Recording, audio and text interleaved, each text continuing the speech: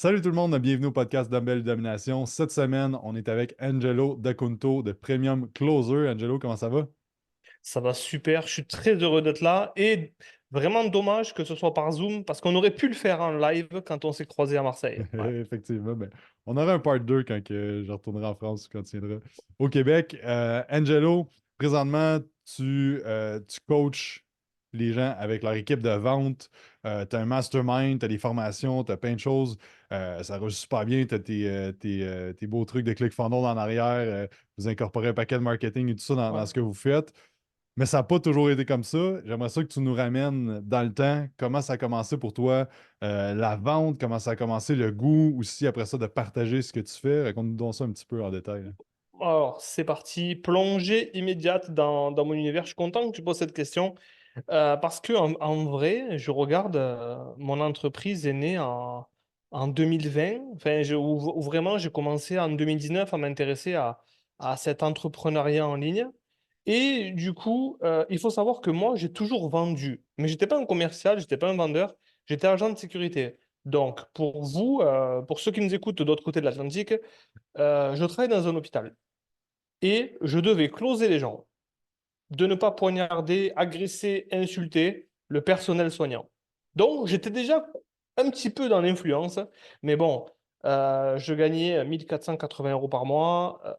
On dépensait en payant les factures, on n'avait aucune visibilité sur le budget et surtout, on ne pouvait pas survivre à n'importe quel imprévu financier.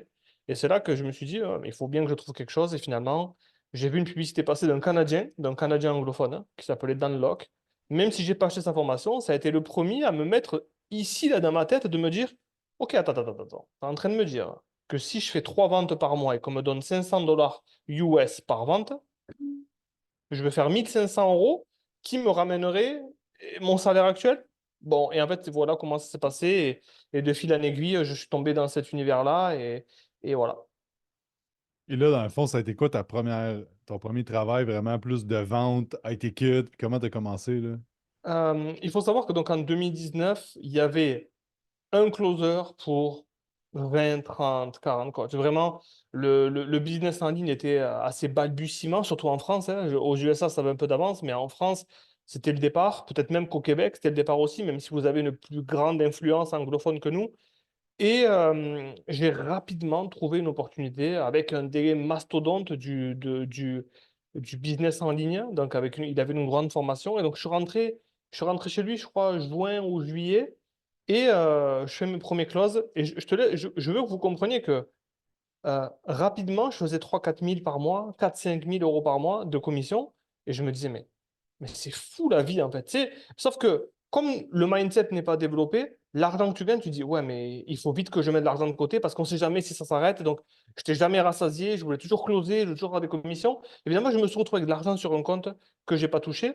Et c'est rigolo parce que ce gars-là, qu'on peut citer, qui s'appelle Alexandre Ross, quand il m'a donné ma chance, quelques mois après, il m'a dit, est-ce que ça t'intéresserait de speaker sur scène à mon événement devant 600 entrepreneurs? M'intéresser, oui. Il m'a dit, est-ce que ça te fait peur? Je dis oui. Elle me dit, est-ce que tu l'as déjà fait? J'ai dit, j'ai même pas parlé devant 3 personnes. Et là, on te propulse. Donc, tu vois, la vie qu'on m'a faite, en fait, on m'a propulsé devant 600 personnes et je suis arrivé et j'ai crushé, tu vois, je suis arrivé. Est-ce que vous êtes chaud? Bon, bref. C'était vraiment magnifique. Et du coup, j'ai eu des photos, il y a eu du branding, il y a eu. Ici, là, il y a la certitude qui a changé et ça a été vraiment une éclosion. J'étais fait pour ça. Voilà. Ensuite de ça, là, tu as closé avec lui, c'était du IT kit, tu faisais des bonnes commissions. C'était quoi Ouais. ton next step? Où est-ce que tu étais par la suite pour continuer à progresser? Alors, pour progresser en vente ou progresser en training? Parce que quoi qu'il arrive, je me suis vite entouré des gens qui avaient mes résultats pour m'enseigner. Donc, je pense qu'aujourd'hui, tout le monde doit suivre quelqu'un qui a déjà fait le chemin. C'est walk the talk. Enfin, c'est vraiment quelque chose qui, pour moi, m'a marqué. Les gens ne comprennent pas que c'est très facile d'avoir des résultats aujourd'hui si tu suis, enfin, tu payes quelqu'un pour que, un, il te dise les erreurs qu'il a fait. Deux, comment toi, avec ta situation personnelle, tu peux atteindre des résultats. Et trois, comment lui il pense par rapport aux situations, parce qu'aujourd'hui, toi, tu penses mal parce que tu as ta version actuelle. C'est comme ça que je vois l'investissement. Donc moi, j'ai rapidement compris que je devais rester avec des gens qui avaient mes résultats. C'est pour ça que je me suis tourné vers les Américains, donc Jeremy Miner, Matt Ryder, Cole Gordon. Finalement, c'est tout. Et Eli White, bien sûr. Eli White, qui a été mon premier mentor. Et en apprenant auprès d'eux, je pouvais rapidement me faire recruter en francophonie par des personnes qui me disaient, attends, je cherche un bon closer, et les bons closers, il n'y en avait pas, et finalement, il n'y en a toujours pas des bons sur le marché, il faut les créer. Et c'est là où je me fais recruter ensuite par Joël Bilodeau au Québec. C'est là où je n'avais jamais fait 10 000 € de commission, et là, je faisais des 20, des 30 000. Enfin, la vie, elle change quand tu commences à te dire, bah, en fait, plus je suis bon, plus je suis payé, plus je suis payé, ben, plus je close. Voilà. Je veux revenir, tu parlais des mentors. Euh, parce que combien tu t'es investi en moyenne par année en mentor, là, mettons, depuis les 2, 3 dernières années? Euh, en fait, je vais raconter les investissements que j'ai fait en sachant que le premier, donc the first ever, la première fois que j'ai investi sur moi, c'était 3 000 $ US, qui était impossible. C'est-à-dire que je gagnais 1 500, c'était impossible. Quand j'entends 3 000 aujourd'hui, j'ai acheté une formation à 3 000 il y a pas longtemps et j'ai juste pour une plateforme parce que je veux me connecter pour apprendre des trucs. Mais cette formation à 3 000 avec Eli White, du coup, pour la petite histoire, Eli White, c'était le meilleur closer de Tony Robbins qui, moi, je voulais être le meilleur closer du monde de la vente de coaching, donc vendre la transformation. Pour cela, je me disais, OK, il faut que j'apprenne auprès du meilleur. Donc, je me suis dit, qui est le meilleur coach du monde? Tony Robbins, forcément que ce gars-là, il est une superstar chez lui. Je l'ai trouvé, je lui ai écrit et ça s'est fait comme ça. Puis après, j'ai commencé à apprendre d'autres formations sur la vente en regardant ce que faisaient des gens qui me ressemblaient. Tu vois, quand Jeremy Miner explique NEPQ, je me suis dit, hey, ça, c'est ma façon de parler. C'est logique, ce questionnement persuasif. Et bon, c'est là où j'ai rencontré Matt Ryder, c'est là où j'ai rencontré d'autres personnes. Et là, la dernière chose que j'achète, c'est 68 000 par année pour un mastermind dans lequel je suis les traces de quelqu'un qui a les résultats que je veux et qui peut m'enseigner ma stratégie. Et là, on vient de se refaire closer pour un an, en sachant qu'on était à la fin de la première année. Et ça s'est fait par écrit directement. Hmm. You stay with us, let's go. Enfin, voilà. Ouais, puis c'est intéressant parce que je pense que moi, j'ai investi massivement dans les masterminds, dans l'éducation, tout a fait pareil. Puis c'est pas nécessairement que tu as besoin de ça pour scaler ta business, mais Colin, ça va plus vite, tu évites des erreurs. Puis Ouais. ça peut Mm. paraître des gros montants. Puis là, tu parles de 78 000. Puis moi, je suis comme, ben oui, c'est Ouais. ça que ça coûte pour au Ouais. step où est-ce que tu es pour aller au next step, tu sais. Mais des fois, il y a du monde qui sont un peu comme, oh shit, voir que tu investi 12 000 par année, Ouais. voir que tu investi 25 000, mais ça va tellement t'accélérer. Puis l'affaire, c'est que oui, c'est rentable pour le temps que tu restes dans ce mastermind-là, mais c'est Mm. ce que tu apprends, puis le shift de mindset, ça te suit toute ta vie par la suite. Fait que c'est Mm. comme, c'est pas juste un investissement d'un an, c'est un investissement sur toute Ouais. ta carrière au complet, là, tu sais. C'est exactement ça. Et en fait, moi, je suis un très très bon client. C'est-à-dire que je les saoule pas. Enfin, je suis pas tous les jours en train de poser des questions et avec des hauts et des bas de mindset. Par contre, ce que j'apprécie vraiment, moi, c'est que du moment où je pose une question, c'est que c'est la question qui m'empêche d'avancer. Mhm. Et sans compter alors loin de moi l'idée que je ne suis pas accountable envers moi-même, mais en fait, il y a toujours quelqu'un qui va t'obliger à être accountable envers toi-même, là où toi, tu t'arrêterais. Et en fait, c'est ça que je paye, c'est quelqu'un qui me met face à mes bullshit et quelqu'un avec qui je peux partager que, hey, en ce moment, ça va pas trop. Je vais pas le mettre sur les réseaux sociaux pour dire que je suis un entrepreneur sensible. Je paye quelqu'un pour me call out quand ça va pas. Mhm. Tu vois. Et en fait, c'est ça qu'on paye et c'est ça aussi que moi, de mon côté, des clients viennent chercher chez moi à l'échelle d'en dessous. Mhm. Voilà.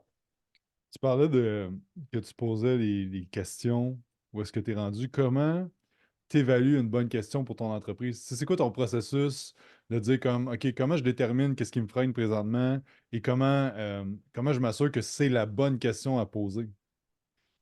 Alors, il y a aujourd'hui, il faut prendre, et c'est là où j'ai beaucoup progressé sur les 2 dernières années, c'est que avant, je pensais, et c'est exactement pareil dans ma formation, avant, je n'avais pas de plateforme de formation, je faisais que du live. Puis après, j'ai structuré ma pensée pour donner des points clés, en fait, pour donner un plan d'implémentation, pour savoir vers où on fait, à chaque étape où on fait passer quelqu'un, et en fonction de là où il est, on va adapter le mécanisme de transformation.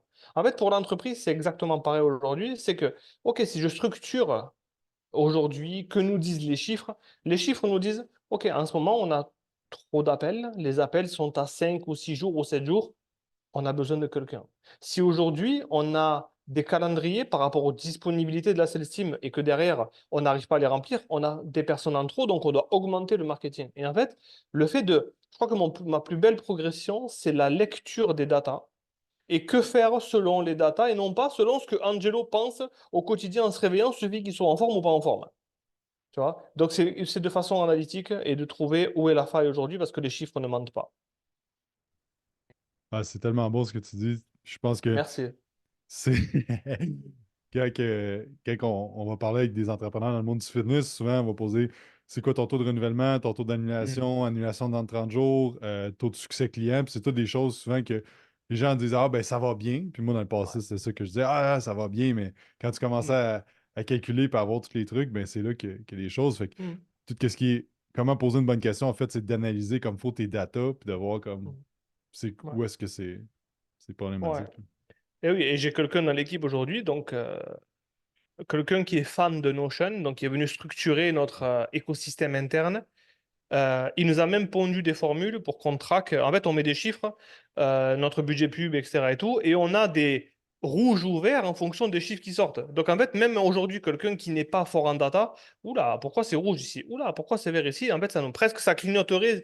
Je ne sais même pas s'il n'a pas mis la fonction clignoter pour dire alerte, alerte, alerte, tu vois? Voilà. Exact. Exact. Puis dans ton histoire, là, je suis parti là-dessus, je pense que c'est intéressant à parler. Là, tu rentres pour Joël Bilodeau, tu commences à faire des gros chiffres de Mhm. vente. Qu'est-ce qui se passe par la suite? Donc, dans l'esprit, euh, il y a une grosse certitude qui se met en place parce qu'en fait, tu te dis aujourd'hui, j'ai des compétences qui génèrent des revenus et ces compétences, tu pourras pas me les enlever en fait. Maintenant que je sais faire, tu peux pas me l'enlever. Alors, c'est pas pour dire ça y est, je suis le roi du monde, etc. Mais quand tu sais, tu sais. Il y a cette certitude au fond de toi. Et j'ai vraiment vécu une aventure extraordinaire parce que ben, j'étais top producteur, vraiment. À ce jour, je serais curieux de voir quelqu'un sur le marché du coaching francophone closer 1 million en 88 jours, closer 487 cas sur un mois. Enfin bref, aujourd'hui, soit cette personne, je la connais pas et kudos, tu sais, bravo, ça. Soit cette personne, elle n'existe pas parce que finalement, il n'y a personne qui a fait. Donc, je pars avec cette certitude-là. Et j'ai une envie au fond de moi, c'est de conquérir, c'est de me dire, OK, je vais close en anglais. Or even English like this. Tu vois, vraiment de me dire, OK, qu'est-ce qui risque de mal se passer? Quels sont les nouveaux standards que je peux aller chercher? Et en fait, je voulais arrêter d'être closer. Moi, je me voyais comme, OK, je peux piloter, donne-moi un département en entier et je vais générer du revenu. Tu vois, je vais être pourquoi je me casserais la tête à faire quelque chose seul alors que je peux le faire chez quelqu'un? Donc là, je me fais recruter aux US. Bon, la time zone était un peu tricky parce que c'était -9 pour moi. Donc, c'est même pas -6, c'était -9, l'horaire du Pacifique. Le meeting de sales du matin était à 17 heures pour moi. Donc, en vrai, au départ, j'étais excité. Puis, l'excitation est retombée quand j'ai vu alors que moi, je prends de la liberté, ma vie de famille, etc. Et puis, à un moment donné, je me dis, OK, en fait, maintenant, il faut que le marché français a un gros problème avec le closing. Ça manque de structure, ça manque de bons closers, ça manque de quelqu'un aujourd'hui qui est capable de te dire, voilà la différence entre la croissance et le scaling, voilà comment on va faire croître ton entreprise, voilà comment tu vas piloter ton département des ventes, voilà comment tu vas pouvoir trouver des bons closers en ayant toi un bon département des ventes et en fait, on va faire marcher les deux pour que tu puisses croître. Et j'ai pas fait d'études de marché. Le marché disait, le marché pleurait qu'aujourd'hui, ils ne peuvent pas grandir tant qu'ils n'ont pas des bons sales et il n'y a aucune formation sales qui permet de faire ça. Donc, j'ai surfé, j'ai trouvé le en fait, en anglais, on dit channeling the need. Ok, j'ai canalisé le besoin et voilà. Et j'ai créé une offre là-dessus et aujourd'hui, on se porte très très bien dans le marché francophone. Et là, maintenant, ton équipe, tu veux parler un peu de qu'est-ce que vous offrez, c'est quoi ta structure d'équipe, tout ça, parce que ça grossit vraiment vite là, dans les 2 dernières Ouais. années. Ouais, en fait, nous, je veux dire aux gens qui vont nous regarder là qu'on faisait 50 000 par mois à deux. Doing the fucking boring stuff. Désolé pour le gros mot. Mais en fait, aujourd'hui, je closais, je faisais les one-on-one, je faisais le Voxer pendant 3 heures le soir. En fait, aujourd'hui, avant de déléguer et avoir du monde, je voulais pérenniser beaucoup de choses. Mhm. Donc, et je ne pouvais pas demander à quelqu'un de faire le boring stuff ou le hard stuff si moi, je ne le faisais pas. Donc, ça nous a permis de tester, ça nous a permis de valider, ça nous a permis de remove, d'enlever des choses qui étaient plus assez bonnes. Mais par contre, j'ai validé beaucoup de choses pour me dire, OK, maintenant que j'ai une fondation, que mon acquisition, on commence à contrôler, c'est là où, en fait, aujourd'hui, on est resté longtemps à 50 000 par mois, longtemps, et après, dès qu'on a franchi le 100 000, c'est parti. Et, et le besoin, et c'est rigolo parce qu'on se positionne sur le marché aujourd'hui comme notre promesse, c'est viens chez nous, tu auras un bon closer. Ou viens chez nous, on va aider ton équipe de vente parce qu'elle ne performe pas comme elle devrait performer. En fait, vous avez un bateau qui fuit parce que vous voyez pas, vous voyez les trous où il y en a certains que vous ne voyez pas et vous ne savez pas comment les colmater. Donc, on s'est positionné comme ça. Mais là où c'est vraiment fun, c'est que avec une analyse des chiffres intelligente, dès qu'on fait le premier audit, on se dit, attends, avant que tu aies un problème de vente, ton offre, elle n'est pas bâtie, elle n'est pas, comment dire, elle est ni scalable, ni tes piliers de transformation permettent aujourd'hui de faire venir des talents. Donc, ton offre est sûrement à revoir. Aujourd'hui, ton acquisition, exemple, on prend ton budget pub, on regarde tes leads, on regarde combien de tes leads prennent un appel. Aujourd'hui, ton acquisition, tu as de la déperdition ici. Donc, on vient pour l'équipe de vente et en fait, on se rend compte que ces gens-là, avant de faire venir des bons closers, ils doivent d'abord créer un bon véhicule. Tu peux pas avoir tu peux pas avoir un bon pilote si ton véhicule n'est pas bon. Et c'est ça qu'en fait, on leur fait comprendre. Je vous donne un exemple simple. Question, est-ce que tu veux un bon ou un mauvais closer? Toi, Jacob, si je te dis est-ce que tu veux un bon ou un mauvais closer, qu'est-ce que tu vas me répondre? Ben, bon closer. Obviously, ok, un bon closer. Le bon closer aujourd'hui, qu'est-ce que tu crois qu'il fait? Est-ce que tu crois qu'il est sur Facebook en train d'attendre des annonces ou est-ce qu'il est en train de closer big time? Il est en train de Exact. closer. Donc, ce que tu es en train de me dire, c'est qu'aujourd'hui, tu veux aller chercher quelqu'un qui est bon, donc qui fait de l'argent, pour lui proposer quelque chose qui est moins bon. Alors, il y a le risque de perdre ce qu'il fait. Et tu vas lui proposer un non-track earning, donc une rémunération potentielle moindre que là où il est, plus un management moins bon que là où il est. En fait, non. Prépare un bon véhicule. Prépare la bonne structure. Et là, tu pourras te permettre de recruter des talents. Et c'est comme ça, en fait, aujourd'hui, c'est ça notre promesse, c'est ça qu'on fait sur le marché. Voilà. Je pense que c'est super intéressant parce que je pense que beaucoup de monde sont comme ah, si j'avais un bon closer, ça fonctionnerait mieux, si, c'est Ouais, ça, mais c'est tellement un écosystème qui fait en sorte que, comme tu disais, c'est des piliers de dire comme OK, la vente, le marketing, ouais, le délivrable, les finances, tu sais, puis tu peux ouais, être super bon en closing, mais si ton délivrable n'est pas bon, fait que c'est de ouais. prendre tous ces Il n'y a piliers-là. rien de pire, il y a rien de pire pour un closer que de ne pas avoir. Tu sais, aujourd'hui, un closer, comment je peux dire ça? C'est comme un joueur de football américain, he put his body on the line, tu vois. Un closer, il met son nom et son intégrité. Ouais. S'il en a, ok, il met son intégrité on the line, tu vois. Donc, c'est-à-dire qu'aujourd'hui, je suis capable de te dire, viens chez nous parce que tu vas réussir, mais si ici, il n'est pas certain que derrière, ça délivre, ton bon closer, il va pas rester. Hmm. Donc, voilà pourquoi il faut voir ça de façon holistique, un ensemble à 360 degrés. Un business, voilà. Exact. Parle-moi un peu des. Parce que tu coaches beaucoup de monde dans l'industrie du fitness. On a fait affaire avec toi aussi l'année passée avec votre équipe. C'est quoi les défis, les erreurs que tu vois au niveau de la vente dans l'industrie du fitness? Are you ready for that? Let's go. Ok. Closer du fitness, de la perte de poids, c'est une mission. Aujourd'hui, tu peux pas venir si tu n'es pas en mission et je vais expliquer pourquoi. Aujourd'hui, la personne en face de toi, déjà, tu ne vends pas du make money. Donc, tu n'es pas, oui, si tu mets 10 000 avec nous, on va te faire gagner 20 000, ce qui est quand même plus facile. Mais là où vraiment je veux rassurer ou call out tous ces vendeurs, c'est que dis-toi que la personne en face de toi, qui a pris des années de mauvaises décisions, ok, dont la blonde ou le chum n'a même pas réussi à lui faire changer de direction, toi, en 1 heure, tu dois avoir les épaules assez solides pour lui dire It's time. Tu vois? Et en fait, ça demande une certitude, une foi, une technique, une envie et surtout un positionnement qui fait que parce que toutes les histoires que les gens se racontent pour ne pas le faire. Et j'étais cette personne. J'étais en surpoids pendant des années. C'est-à-dire qu'il y a que quelques semaines que je suis passé sous la barre des 100 kilos, alors que j'étais dans les 120. Enfin, le mon max, c'est 117,6, etc. Mais aujourd'hui, je me sens tellement mieux. Donc, je suis passé par là. Et je sais des histoires que je me racontais. Donc, les gens qui se racontent des histoires, elles sont toutes legit. Donc, ça peut pas être oui, je peux pas m'entraîner parce que les extraterrestres m'enlèvent tous les soirs. Ça n'existe pas, ça. Tu vois, donc ce sont toujours des je peux pas m'entraîner parce que ben, les enfants, j'en ai quatre, je suis monoparental. Toutes les histoires que les gens peuvent se raconter. Et en fait, comme le closer trouve l'objection légitime, ben, il va l'absorber, alors que l'histoire, elle est répétée et répétée depuis des années dans le mental du prospect. Voilà pourquoi aujourd'hui, il faut arriver sur la peine en disant, aujourd'hui, tout ce que tu penses qui est vrai dans ta vie, je vais te montrer que c'est faux. Pourquoi? Parce qu'il y a forcément des femmes qui ont 4 enfants monoparentales qui sont en shape. Il y a forcément des pères de famille qui sont partis, En fait, aujourd'hui, il y a des gens qui ont fait des choix et il y en a d'autres qui n'ont pas fait des choix. C'est tout. C'est juste une histoire de choix et peu importe les finances, etc. Parce que même quelqu'un qui ne peut pas se payer un accompagnement, ok, ouais, mais j'ai pas d'argent, ok, ben lève-toi, nous on se lève 30 minutes plus tôt avec ma femme, on a 30 minutes entre nous. Et si on voudrait, on aurait, parce que le matin, oui, on n'a pas le temps, les enfants, l'école et tout. Ben, nous, on a 30 minutes pour boire notre café, on attaque la journée en couple.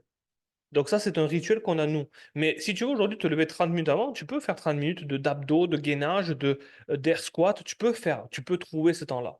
Et c'est ça en fait que le closer doit être capable de faire, c'est que n'achète pas les histoires des autres, au contraire. N'achète pas leurs limites. C'est ça pour moi la grosse différence d'un bon closer dans la perte de poids. Et j'imagine que c'est pas. Ben, en fait, j'imagine. Je sais que c'est pas de Ouais. dire Hey, lève-toi 30 minutes le matin. Tu sais, c'est quoi? Un peu comment t'amènes à défaire le fait que c'est des croyances, Ouh! des histoires. Tu sais, Ouais. rapidement, là, je sais qu'on pourrait passer des heures là-dessus. Oh, C'est des quoi heures. des petits tips que les gens pourraient déjà commencer à appliquer dans leur appel à vente? Et en fait, la question est simple, c'est qu'en fait, aujourd'hui, je pense que la première chose à faire, c'est leur faire comprendre que euh, c'est eux qui ont décidé. Tant qu'ils n'ont pas verbalisé que la décision vient d'eux de ne pas faire, tu ne pourras pas les forcer à changer. Tu vois, les influencer à changer. Donc, la première des questions que je pose, moi, c'est, OK, ça fait combien de temps que tu essayes? Depuis combien de temps tu essayes? Et selon toi, pourquoi ça ne marche pas? Pourquoi tu n'y arrives pas? Qu'est-ce qui manque? Et la personne, elle doit être capable de me dire ce qui manque. Et on sait ce qui manque. Est-ce que c'est l'information? Non. Pourquoi? Parce que si je prends 100 je vais au Walmart. OK? Devant le Walmart, j'attends 1 heure. Combien de personnes en surpoids je vais voir? Je vous laisse faire le calcul. Si j'attrape toutes ces personnes-là et que je leur dis, selon toi, qu'est-ce que je devrais faire? Ils vont tous dire bien manger, mieux manger, sûrement arrêter l'alcool ou le diminuer et pratiquer une activité physique. Tout le monde avait d'accord avec moi. Donc, ça ne peut pas être que le savoir. C'est la discipline et la consistance. Cette discipline-là, l'humain ne l'a pas. Il y en a très peu qui l'ont. À part un David Goggins ou, tu vois, ou quelqu'un qui sait s'entraîner seul, etc. Ou encore, on a toujours besoin que quelqu'un nous pousse. Michael Jordan avait quelqu'un qui le poussait. Donc, moi, je pose la question, OK, l'an dernier, combien tu pesais? J'ai une autorité de coach sur les appels. L'an dernier, combien tu pesais? OK. Cette année, combien tu pèses? Techniquement, ici, nous avons une prise de poids. C'est normal, elle n'a rien fait, elle a une prise de poids. Ok, donc si tu ne changes rien cette année, si on suit cette courbe, et je ne veux pas que tu suives cette courbe, l'an prochain, selon toi, tu pèses combien? On va avoir un poids qui est beaucoup plus grand. D'accord. Et entre toi et moi, est-ce que ce sera plus facile ou moins facile de te lancer, basé sur le nouveau poids que tu auras? Question évidente. Sauf qu'elle va me dire oui ou non. Ok, quand tu dis est-ce que, la personne, en anglais, on dit une yes-no question. Ok, oui ou non. Et là, c'est ça qui est rigolo, c'est ok, mais qu'est-ce qui te fait dire ça? Ok? Qu'est-ce qui t'amène à dire que l'an prochain sera plus dur?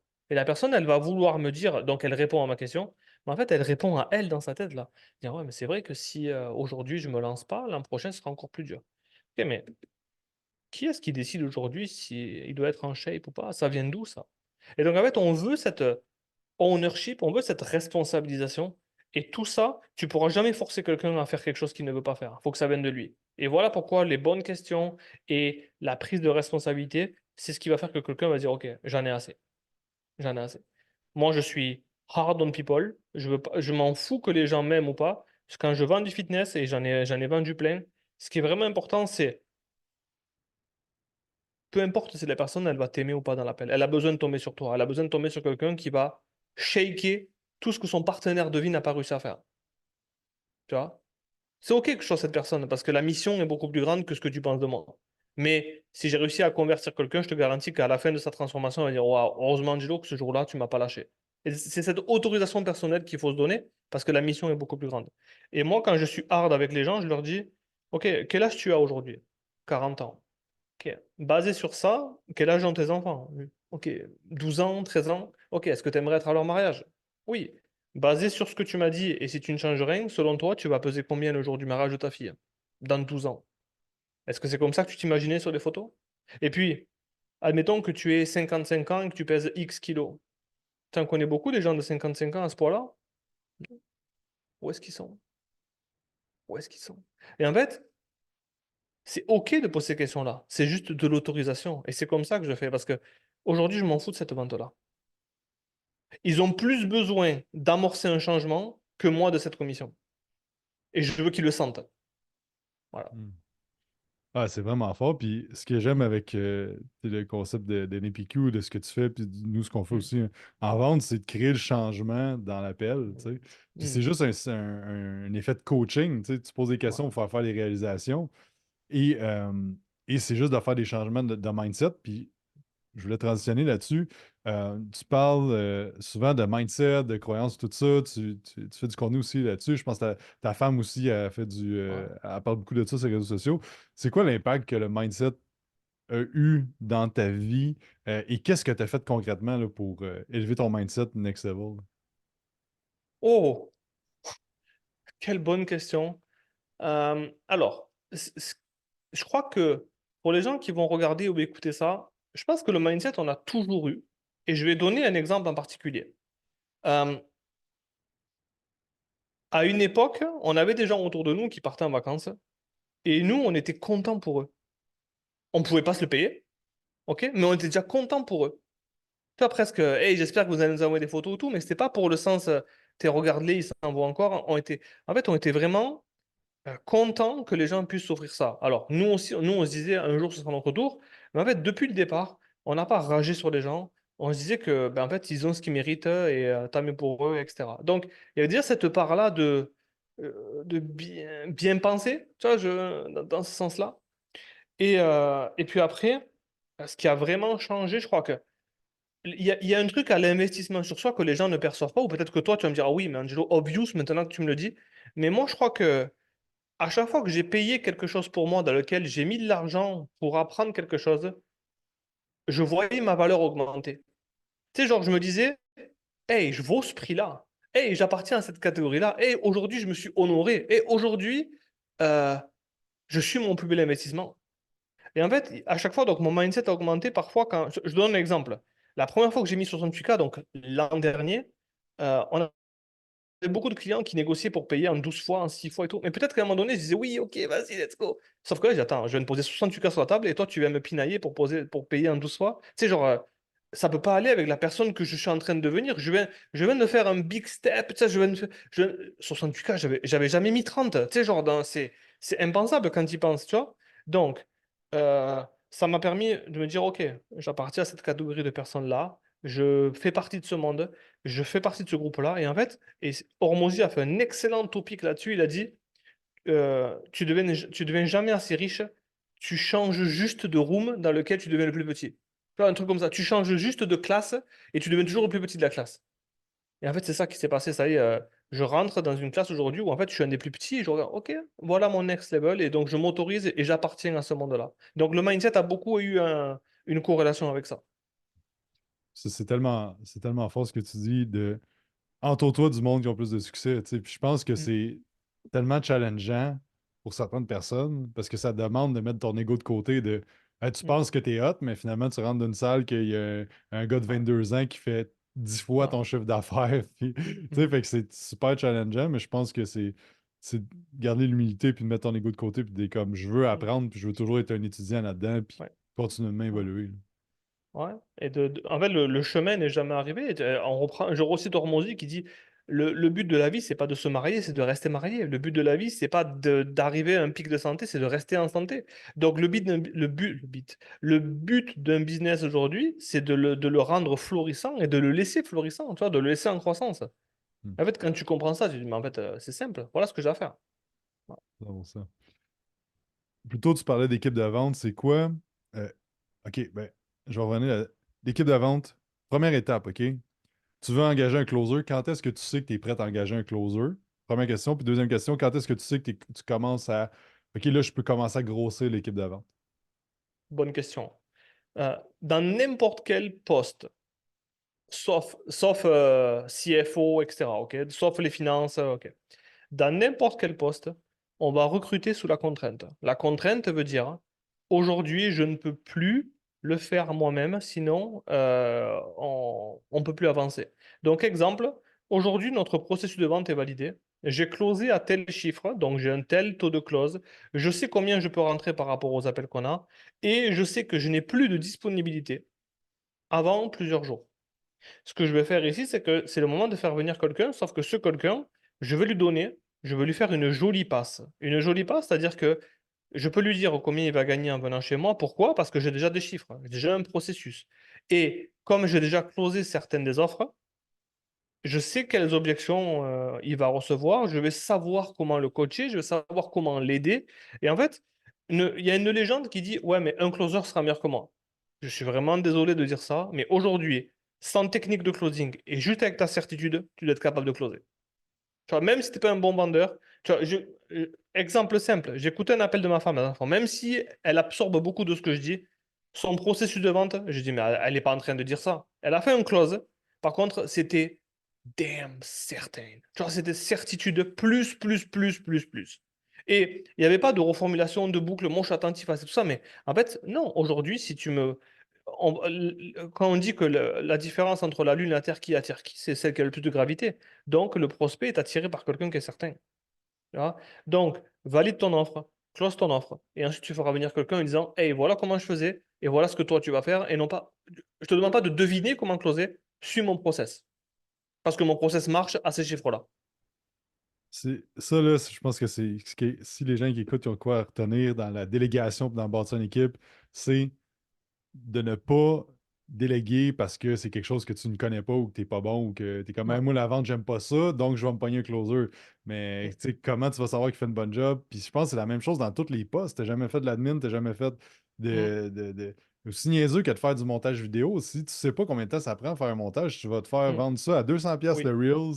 Tu sais, tu n'as oui. pas conscience de ces trucs-là. Tu sais. Ouais, mais regarde, on sort du business en ligne. Tu veux ouvrir un garage. Comment tu vas savoir que les mécanos sont bons? Tu Hmm. vois? Ouais, à part si la voiture, il n'y a plus de frein et elle va dans un mur, tu vois. Mais en vrai, comment tu vas pouvoir contrôler le travail de ton équipe? Et puis, il y a un truc que les gens ne pensent pas, c'est que, OK, ton closer aujourd'hui, il veut partir en vacances 3 semaines. Hmm. Vous faites pas de vente, ou pire encore, hein, du jour au lendemain, il répond plus au message. Qu'est-ce que tu fais? Ton business s'arrête? C'est-à-dire que tu es incapable aujourd'hui de soutenir ton entreprise? Hmm. Jamais. Voilà. Ah, ça, je pense que c'est une grosse erreur que si tu es trop dépendant d'une personne puis tu n'es Ouais. pas capable à n'importe quel moment de retourner dans ce poste-là, puis peut-être que ce ne sera pas à 100%, mais au moins 80%, Mm. je pense que tu Ouais. as une entreprise qui est pas bulletproof. Là, comme, Mm. il peut vraiment Mm. arriver quelque chose que tu perds tout. Là. Ouais. Et en tant que CEO, tu vois, j'ai pas envie de dire ça, mais il faut que ton équipe elle comprenne que, hey, je l'ai starté sans toi, je pourrais la continuer sans toi, et je peux pas accepter tes conditions. Alors, si elles sont légitimes, on va voir comment tu peux grandir avec nous. Si par contre tu veux me tenir en otage parce que tu sais que sans toi je vends pas, hey, je suis en train de te montrer que j'ai pas besoin de toi. J'ai starté sans toi et je pourrais finir sans toi. Et c'est malheureux parce qu'en fait aujourd'hui on rencontre beaucoup d'entrepreneurs, nous, qui veulent pas laisser partir leur closer et que leurs closers, par exemple, leurs closers sont capables de pas prendre d'appel et dire ouais, j'étais malade cet après-midi et pas, pas s'excuser et tout. Ils disent ouais, mais bon, si eux s'en vont, j'ai plus personne qui prend mes appels. Ça, c'est fou quand ils pensent. C'est prendre des gens en otage, ça. Mm. Voilà. Ah, puis je pense que c'est la moins bonne façon de négocier un salaire, c'est de prendre ton boss en otage. Là. Comme- Ouais, il y en a, on voit de tout, hein. On voit de tout. Exact. Mm. Et parle-moi donc, puis le processus de quand quelqu'un rentre en vente, engage quelqu'un en vente. Moi, j'engage quelqu'un en vente. Ce serait quoi comme une couple de tips que tu pourrais donner dans le processus d'onboarding d'un vendeur? Est-ce que tu garages les appels, tu vois comment il fait? Est-ce que toi, tu closes, il fait du shadow? Comment tu vois ça, cette Ok, portion-là? c'est vraiment une excellente question. La première chose qu'il faut avoir, c'est un playbook. Un playbook, c'est une formation interne que vous avez qui va faire, en fait, aujourd'hui, si n'importe quel nouveau membre qui va venir dans n'importe quel département, comment on peut faciliter son ramping up, tu vois, sa façon d'accélérer pour aller au KPI. Ok. Donc, si tout ça, tu l'as mappé en premier, nous, on a un playbook qui est ajusté à chaque fois qu'on voit des changements. Tu sais, oh, ok, je pense que là, on devrait changer ici parce que ça va plus. Donc, on vient apporter une nouvelle version. Donc, il faut que le closer passe par là pour se dire, ok, voilà ta première étape, voilà les meetings auxquels tu vas aller, voilà ce que tu vas apprendre et à quel moment on va te laisser les appels. C'est-à-dire qu'il y a un processus pour que les premiers appels soient à une certaine date. Moi, j'ai un mindset un peu différent, c'est qu'aujourd'hui, si j'ouvre le calendrier à quelqu'un, je lui ouvre en entier et tu vois, par exemple, c'est dingue parce qu'on a recruté un closer hier et un setter. Et rien que dans le recrutement, je leur ai envoyé un message après pour leur dire c'est bon, t'as reçu ton email, etc. Hey, je suis vraiment très heureux de t'avoir. Tu vas crusher avec nous. Tu vois, le premier message, c'est de l'empowerment. Et puis après, dans tout ce que je fais, c'est je suis sûr que tu vas assurer, je suis sûr que tu vas réussir, je suis sûr que tu vas tout déchirer. J'adore ce que tu fais, je suis content de t'avoir. Parce que, hey, les mecs, c'est sûr et certain qu'ils se mettent une pression tout seuls de leur côté. Ils se la mettent la pression. Ils veulent pas me décevoir. Tu sais, ils se disent et c'est nouveau et je suis pas prêt. Si moi je laisse un certain doute que ouais mais je t'en donne pas beaucoup, tu vas devoir faire tes preuves et tout, mais attends, je suis pas un bon leader ici. Donc c'est full abondance. Je sais que il y aura de la déperdition, mais mon process est tellement bon qu'on va faire le maximum pour que tu sois au KPI rapidement.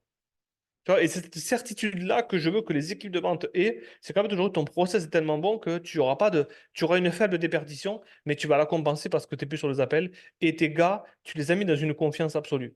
Ils se mettent un stress tout seuls. Ne va pas leur mettre le stress de écoute, je vais d'abord te tester sur quelques appels et suffit que les appels ils sont mauvais, mais en fait, tu vas l'anéantir le gars. Voilà. Ouais, puis je pense que pour devenir meilleur, tu sais, je pense que quand on est jeune, on aime les sports qu'on est bon. Mais si on part avec des wins au début, on Ouais, bâtit du momentum. Fait que, tu ouais, sais, ça peut être très dur si, mettons, tu pars, mettons, tu as 10 appels que tu closes pas, mhm, puis là, tu sais, fait que c'est comment qu'on build du momentum quand quelqu'un rentre avec ouais. nous puis qu'il gagne la confiance, hein. Ouais, mais déjà la règle, c'est un truc privé, ça que j'ai, mais moi, je leur montre pas leurs chiffres. Je leur dis pas où est-ce qu'ils en sont. Parce qu'en fait, ils vont voir que ça close de l'autre côté, ils vont dire, mais attends, les autres et tout, c'est facile pour. Hey, le gars, il a 6 mois de plus que toi, il a, tu sais. Donc, c'est comme si, tu sais, les chevaux, on leur met des œillères, hein. Eh ben, eux aussi, tu te concentres, on a un process, tu suis le process. Je sais qu'à cette date-là, tu devrais être autour des 10-15%. Pour moi, c'est normal. Tu devrais être là. Si tu es plus, t'as mieux, c'est-à-dire qu'on en avant. Si tu es moins, je vais t'aider à ajuster. Mais ne regarde pas tes chiffres parce que c'est moi qui les regarde. J'ai un processus et tu me fais confiance. Juste pointer ce que tu as dit, 10 à 15% de closing rate. Puis ça, je me souviens, Ouais. tu en avais parlé à Marseille, puis j'étais comme, oh shit, OK. Parce que quelqu'un qui passe, exemple, moi, je close pour moi-même, je close à 60%. Mais dans le Ouais. fond, tu peux pas espérer que la personne que, tu sais, si toi, ça fait 5 ans que tu as ta business, tu as rencontré des tonnes de Et clients. elle a pas ton autorité. Tu as de Mhm. l'autorité. Tu comprends? Voilà. Ouais, 100%. Fait que de Mm. commencer à 10% de closing rate, puis de graduellement monter, puis l'expérience Mm. va rentrer, puis de la supporter là-dedans. Ouais. Je pense que c'est un takeaway que j'avais pris de ta présentation Ouais, à Marseille. le premier close, ton closer est super important. Parfois, tu vois, je me rappelle, il y a, ben, chez Eli White, du coup, mon premier close, ils m'ont donné, comment ça s'appelle ça, un one-timer devant le filet, quoi. Tu vois, genre, la personne était closée, elle n'avait pas réussi à payer, ils m'ont donné ça.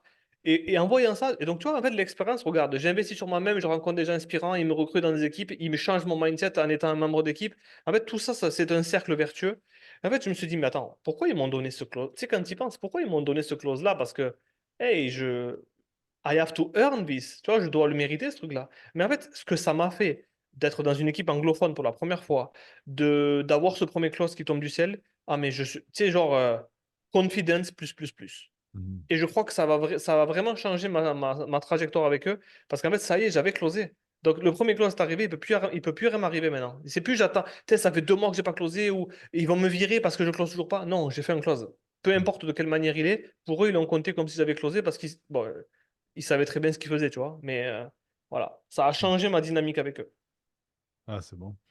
Et avant qu'on commence, on parlait de certaines choses qui se passent chacun de notre bord et tu m'as parlé d'un exercice que tu as fait de vision de 25 ans. Je trouve ça intéressant, puis vu qu'on a parlé, je sais que tu es généreux. J'aimerais ça qu'on partage un peu. Parce que tu parlais de vision, on a tendance à faire vision 1 an, 3 ans, 5 ans. Mais là, tu as fait un exercice de vision de 25 ans. Qu'est-ce que ça a changé pour toi de faire cet exercice-là, puis comment tu as fait ça? C'est fun parce que oui, donc on en parlait en privé juste avant. Et tu sais, quand tu fais une vision à 1 an, finalement, dans 1 an, j'ai peut-être doublé mon chiffre d'affaires. Je suis dans ma même version, je gagne peut-être un peu plus, j'ai fait un ou deux voyages. En fait, dans 1 an, j'ai, j'ai simplement grandi. Ok. Dans 5 ans, là, j'ai assis mon business, etc. Donc, quoi qu'il arrive, tu vois, à 1 an, à 5 ans, je parle toujours de mon business. Mais à 25 ans, là, j'ai 39, donc j'ai pile 39 ans et demi. Donc, en juillet, j'aurai 40 ans. Dans 25 ans, j'aurai 64 ans. Techniquement, je suis plus. Attends, à 64 ans, normalement, je suis plus aux commandes, tu vois. Donc, à 64 ans, qu'est-ce que j'aurais laissé? Et donc, c'est cette question qui était super importante. C'est que, OK, Premium Closer, Anjo Dakunto, comment on parle de lui? Tu vois, combien de personnes j'ai aidé? Est-ce que mon fils, je l'ai amené là où je voudrais qu'il soit, dans une stabilité émotionnelle, dans une stabilité financière, etc. Est-ce que les gens qui sont autour de moi, j'ai réussi à les transformer? Est-ce qu'aujourd'hui, mes clients, comment on parle? Est-ce que j'ai des livres qui ont été écrits? Est-ce qu'aujourd'hui, si on dit vente, on dit un jeu d'Akunto? Et en fait, si tu ne te poses pas cette question, en fait, tu t'écartes tu fais des petites tâches mais peut-être que la grande. En fait, tu prends des petites routes et la grande route, tu la vois plus parce que tu t'es pas dit quel est mon point d'arrivée dans 25 ans. Et Hmm. cet exercice est super important parce qu'en fait, en posant la question, parce que c'est pas moi qui me l'a posé, c'est un mec de mon équipe qui m'a dit on va faire ce travail-là. Je comprends pourquoi il m'a posé cette question parce que j'avais jamais réfléchi à ça comme ça. Même depuis les exercices précédents de vision, j'avais jamais fait à 25 ans. Voilà. Hmm. Ouais, puis je pense que c'est quelque chose de vraiment important. Autant 1 an, 3 ans, 5 ans que aussi 25 ans pour Ouais. toujours être aligné. Puis je pense que après ça, les décisions que tu prends aujourd'hui deviennent super simples. Tu sais. Mais c'est excellent. Ta transition, elle est parfaite, d'accord? Pourquoi? Parce que euh, tu sais, loin de moi l'idée d'enseigner quelque chose ou de dire aux autres comment penser, mais plus tu grandis, plus tu as des opportunités. C'est-à-dire que ça clignote à gauche, ça clignote à droite, on te propose des trucs, et plus tu grandis, plus les opportunités sont sexy. Tu sais, les partenariats, les... Ok. Et donc, en fait, si aujourd'hui tu n'as pas de vision claire, il y a une question à se poser à chaque fois qu'on te propose quelque chose, c'est, ok, est-ce que ça sert ma vision?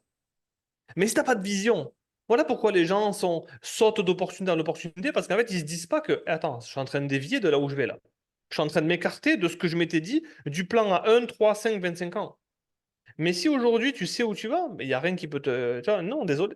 En fait, ce partenaire, ce que tu me proposes là, qui est sûrement plus à ton avantage qu'à moi, il ne sert pas la vision, les valeurs et la vision et la mission que j'ai de là où je m'en vais. Donc je suis désolé, ça va être un non. Mais c'est dangereux parce que plus tu grandis, plus elles sont belles les opportunités. Plus tu te dis, oh purée, oh cette fois-ci, hey, là, faudrait peut-être que je m'y penche là. En fait, non.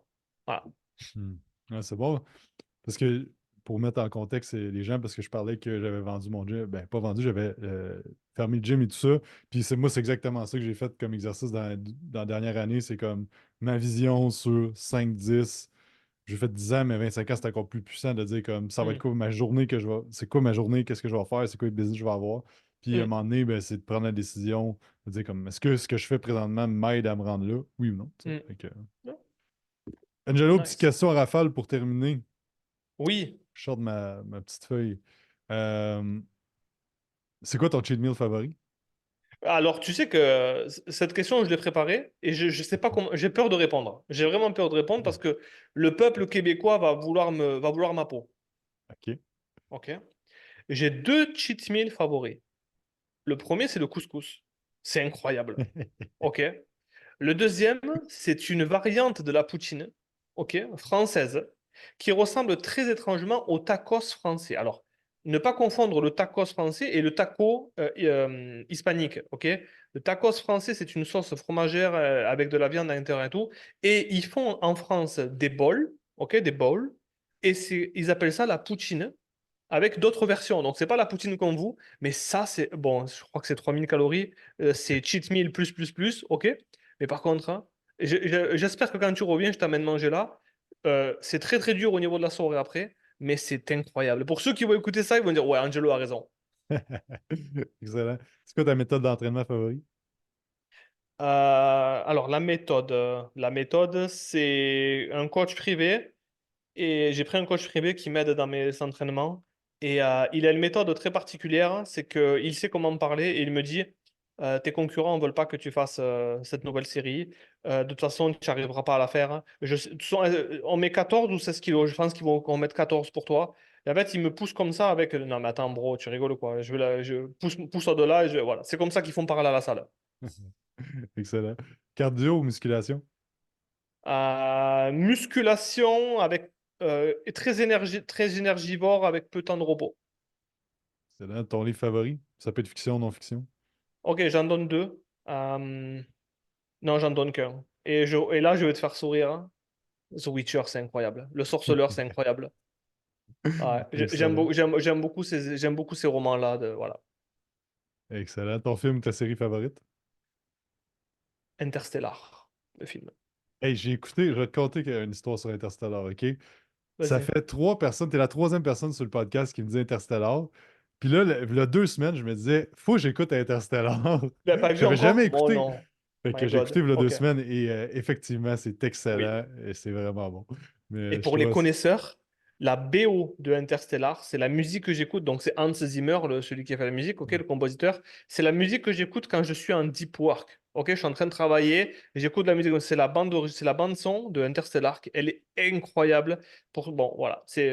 Vous comprendrez ceux qui l'écoutent. Pourquoi tu fais ce que tu fais?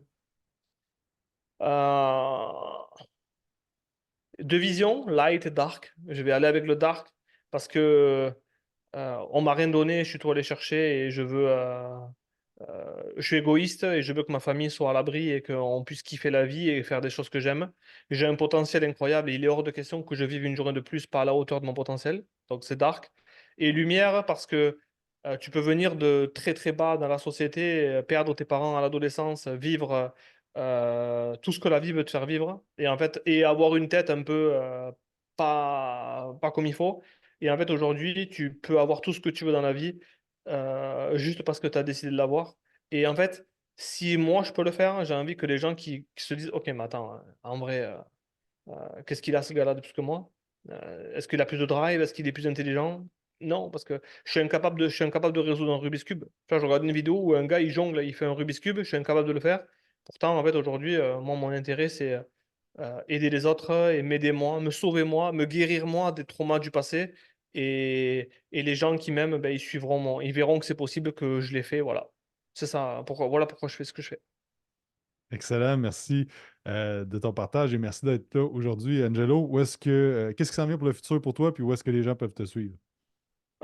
J'aime bien moi quand les gens suivent mes réseaux sociaux. Pourquoi? Parce que apprends à me connaître avant, prends beaucoup de valeur gratuitement parce que je veux que mon contenu gratuit batte le contenu payant des autres. Donc viens me suivre sur Facebook et Instagram. Plutôt sur Instagram parce que d'un côté j'ai 23 000 followers, de l'autre j'en ai 1000.